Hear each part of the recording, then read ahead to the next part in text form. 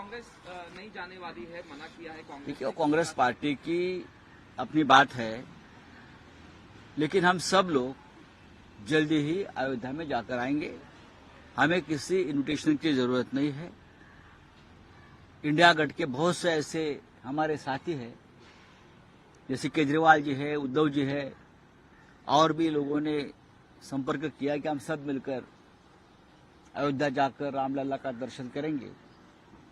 अब मुझे लगता है रामलला ये कोई भारतीय जनता पार्टी की निजी प्रॉपर्टी नहीं है, पूरे देश, राष्ट्र और विश्व की प्रॉपर्टी है। परिवारवाद चलता चला आ रहा था, उसका अब अंत हो गया। परिवार की बात अगर ये मिस्टर शिंदे न करे तो ठीक रहेगा। वो जो उनका जो सांसद बेटा है श्रीकांत शिंदे, वो उनका ही बेटा है ना। बात आप घरानेशाही की कर रहे हो, परिवारवाद की कर रहे हो। क्योंकि उनका बेटा नहीं है, उनका बेटा था इसलिए उनको उद्धव ठाकरे ने उम्मीदवार बनाया कि मेरे बेटे को उम्मीदवार बनाइए। वहां हमारे जिला प्रमुख थे लांडगे, उसको उम्मीदवारी दी थी, उसकी काट कर अपने बेटे के लिए उम्मीदवार वो बनाकर लेके गए। तो ये क्या परिवारवाद नहीं है? हाँ, आपका परिवार, हमारा परिवार क्या है? ये एक विचारधारा है महाराष्ट्र में, चाहे शरद पवार साहब हो, चाहे बाला साहेब ठाकरे हो, चाहे यशवंतराव चव्हाण, महात्मा फुले, ये विचारधारा को लेकर उनके घर के लोग आगे चले जाते हैं।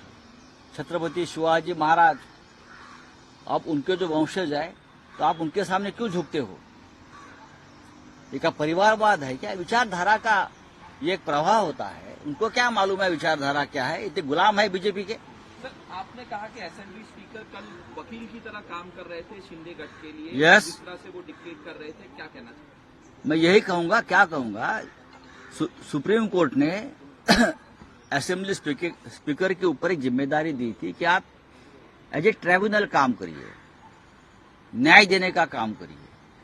लेकिन असेंबली स्पीकर जो हमारे हैं, जो बीजेपी के नेता है, पहले शिवसेना में थे, फिर और राष्ट्रवादी कांग्रेस पार्टी में चले गए, बहुत से पार्टी वो घूमकर अब बीजेपी में है।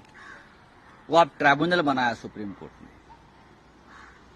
तुमको कहा था सुप्रीम कोर्ट ने कि आप ट्राइब्यूनल का काम करिए, लेकिन उसने बेईमान जो गुट है शिंदे का, उनके वकील के रूप में काम किया। वो उनके लिए वकीली कर रहे थे, तो न्याय कैसा मिलेगा और सत्य कहाँ आएगा सामने?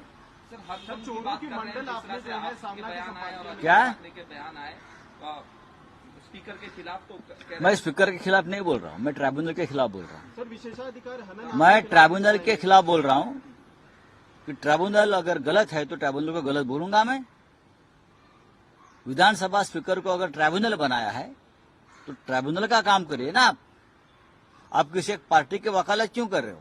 विशेषाधिकार हनन के ले आने की बात की जा रही है। सर, असेंबली में ये कहा जा रहा है कि स्पीकर के दिए हुए फैसले का जो है अपमान कर रहे हैं। मैं स्पीकर का फैसले का बात नहीं कर रहा हूं, मैं ट्राइब्यूनल के फैसले का बात कर रहा हूं। स्पीकर भारतीय जनता पार्टी का नेता होता है, वो है क्या नहीं बताइए? स्पीकर निष्पक्ष होता है, इंडिपेंडेंट होता है, लेकिन ये चित्र आज नहीं है। और ये मुकदमा जो चल रहा था उसमें स्पीकर का रोल था ट्राइब्यूनल का, लवाद बोलते हैं हम उसको, न्याय देने वाली एक संस्था है।